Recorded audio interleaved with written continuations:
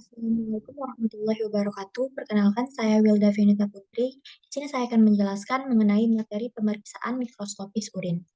Baik, untuk pengenalan mengenai materi ini, yang pertama yaitu untuk pemeriksaan urin sendiri, yaitu suatu pemeriksaan yang biasanya digunakan apabila kita akan mengetahui adanya suatu kelainan di dalam saluran kemih, seperti pada bagian ginjal ataupun di bagian luar dari ginjal.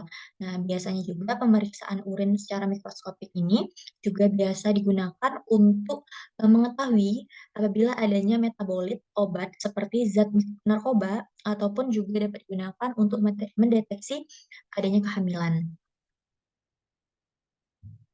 Nah, secara umum dari pemeriksaan urin sendiri, dia terdiri atas pemeriksaan yang secara mikroskopis, makroskopis, dan juga pemeriksaan kimia urin.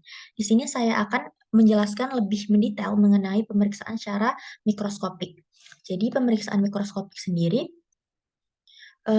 biasanya itu diperlukan untuk mengamati adanya sel dan juga benda yang berbentuk partikel yang terdapat di dalam urin manusia. Nah, banyak di sini terdapat banyak macam atau banyak unsur mikroskopik yang bakal kita temukan apabila kita mengamati dengan mikroskop urin atau sebuah sampel urin, di mana biasanya pemeriksaan mikroskopik ini berkaitan dengan suatu infeksi apabila kita akan melihat suatu infeksi yang biasanya disebabkan oleh bakteri ataupun virus. Kemudian juga untuk mengetahui adanya keterkaitan di luar infeksi, misalnya untuk mengetahui adanya perdarahan, kemudian disfungsi endotel, dan juga apabila terjadi gagal ginjal.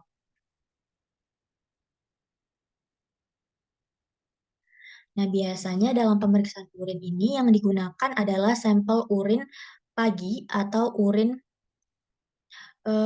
yang bangun tidur, karena biasanya urin pagi tersebut memiliki kepekatan yang tinggi.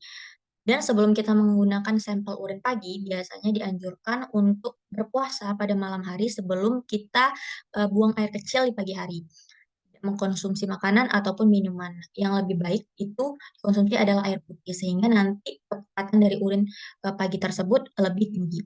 Kemudian nanti akan didapatkan sebuah pengamatan, dilakukan sebuah pengamatan sedimen dari urin yang normal, di mana pengamatan sedimen ini akan tergantung dari eh, pengamatan dengan mata telanjang, itu mengamati pada bagian mikroskop. Kita harus mengetahui apa yang ada di dalam urin yang normal, dan biasanya dapat didefinisikan urin tersebut secara akurat untuk dapat kita bandingkan antara bentukan urin ini normal ataupun abnormal. Nah, biasanya akan muncul beberapa partikel atau elemen di dalam urin apabila urin tersebut dalam keadaan normal. Nah, elemen tersebut biasanya dapat berupa misalnya adanya sel darah, kemudian ada pula sel-sel yang dapat melapisi saluran kencing, yaitu ada sekresi kelenjar lendir, ada pula partikel protein silinder yang biasanya berbentuk seperti nefron atau gips. Ada pula bentuk elemen seperti kristal yang akan terdapat di dalam urin, dan juga sel asing lainnya. Misalnya ada spermatozoa pada biasanya ditemukan pada banyak pada urin wanita. Kemudian ada pula mikroorganisme dan juga kontaminan-kontaminan lain. Nah, masing-masing konstituen tersebut nanti akan saya jelaskan di slide berikutnya. Mana nanti setelah dilakukan pengamatan sedimen normal urin dengan mikroskop akan mencapai suatu tujuan, yaitu dari pemeriksaan mikroskop sendiri kita dapat gunakan sampel tersebut untuk mengetahui apabila adanya kelainan pada ginjal dan juga saluran kemih, serta kita juga dapat mendiagnosis suatu penyakit itu sudah dalam tahapan yang masih ringan ataupun sudah berat. Kemudian unsur sedimen sendiri itu nanti dibagi menjadi dua unsur, yaitu ada unsur organik dan juga unsur yang organik atau non-organik. Nah, biasanya untuk unsur organik sendiri, yaitu unsur-unsur yang berasal dari suatu organ ataupun jaringan yang ada dalam tubuh. Nah, unsur organik ini biasanya dapat berbentuk epitel, kemudian ada pula eritosit, adanya sperma, parasit, ada potongan jaringan, bakteri, silinder, maupun leukosit yang biasanya tampak pada urin yang kita amati di dalam mikroskop. Nah, untuk non-organik sendiri itu adalah unsur yang dia tidak berasal dari suatu organ atau jaringan dalam tubuh. Biasanya dia berbentuk bahan amorf ataupun kristal ataupun sebuah zat lemak.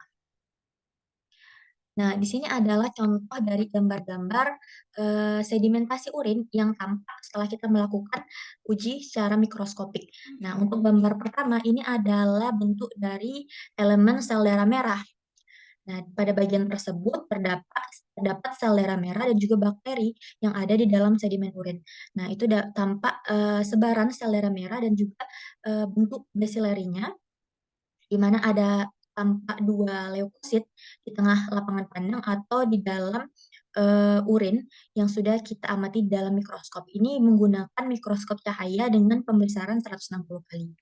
Nah, pada mikroskop tampak bahwa sel darah merah ini biasanya dia berbentuk cekung dan memiliki warna yang apabila kita amati dengan mikroskop yang berwarna itu memiliki warna orange samar atau orange pucat yang biasanya ini juga dapat digunakan untuk menyatakan kadar dari hemoglobin. Jadi kita dapat mengetahui kadar hemoglobin melalui pemeriksaan mikroskopis urin. Nah, untuk gambar kedua ini dapat dilihat adalah gambar dari neutrofil jenis PMN atau eh, poli polimorfonuklear. Nah, di sini adalah jenis sel-sel darah merah yang tampak di dalam urin. Di sini tampak jelas sel darah merah tersebut terdapat inti multilob serta adanya sitoplasma granular dari neutrofilnya. Nah, ini digunakan pengamatan dengan mikroskop pada perbesaran 200 kali.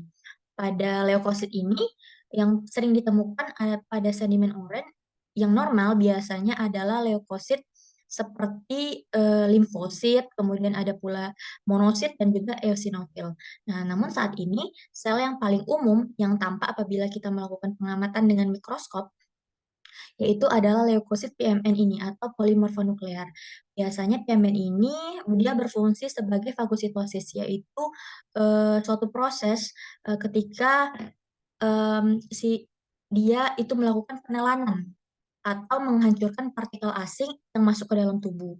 Nah, biasanya leukosit ini memiliki ukuran diameter itu antara 10 sampai dengan 20 pikometer. Kemudian untuk gambar selanjutnya di sini ini ada pada gambar 3 yaitu tampak kristal amorf urat dalam urin. Dia menggunakan mikroskop dengan pembesaran 160 kali, di mana pada asam urat pada sedimen asam urat ini merupakan suatu produk metabolisme dari pemecahan protein. Nah, biasanya dia ada di dalam urin dalam konsentrasi yang cukup tinggi dan umumnya dia akan menghasilkan berbagai macam struktur yang berbentuk kristal. Seperti yang kita lihat dalam gambar tersebut, biasanya amorf urat ini dapat digambarkan dia itu memiliki bentuk granular dengan kristalnya dia tidak berwarna dan namun ada pula yang biasa ditemukan yaitu berwarna kuning dan bentuknya itu menyerupai butiran halus ketika diamati apabila kita lebih perbesar dengan pembesaran 10 sampai 40 kali. Nah, kristal-kristal seperti ini biasanya itu terdapat ketika urin sudah didinginkan. Nah, kristal ini juga dapat membentuk sedimen yang berwarna merah, merah muda di bagian bawah tabung sentrifuge apabila kita melakukan sentrifugasi. Nah, dan kebanyakan dari amorf urat ini dia larut ketika kita tambahkan dengan larutan alkali ke dalam sedimen atau bila urin tersebut dihangatkan setelah proses pendinginan tadi. Nah, baik untuk gambar selanjutnya, di sini kita lihat pada gambar 4, ini juga merupakan bentuk dari kristal asam urat yang sudah ditunjuk oleh panah tersebut dan juga terdapat sel squamosa di dalam gambar, di mana kristal urat ini dia berbentuk jejer genjang yang tampak pada gambar A, dan juga ada tampak anisotropisme di bawah sinar terpolarisasi, itu pada gambar B. Ini menggunakan mikroskop cahaya dengan pembesaran 80 kali. Baik, untuk gambar selanjutnya, ini adalah gambar dari kristal kalsium oksalat di mana dia berbentuk dihidrat atau berbentuk persegi, menyerupai bentuk bintang, dengan penampilannya itu sangat khas, Ini adalah tampak mikroskop pada mikroskop cahaya dengan pembesaran 160 kali. Nah, kristal kalsium oksalat ini dia merupakan bentuk yang paling sering dapat diamati pada urin asam dan juga urin yang netral. Nah, biasanya bentuk umum yaitu dia berbentuk dihidrat atau dia berbentuk mirip seperti bentuk amplop. Ya, kita lihat di gambar dia menyerupai amplop. Nah, biasanya kristal jenis ini juga ditemukan banyak di dalam urin yang normal, terutama apabila kita sudah selesai atau setelah kita mengkonsumsi asam askorbat, seperti biasanya dalam dosis yang besar. Apabila kita mengkonsumsi asam askorbat dalam dosis yang besar, maka kristal kalsium oksalat ini akan dapat dengan jumlah yang banyak di dalam urin.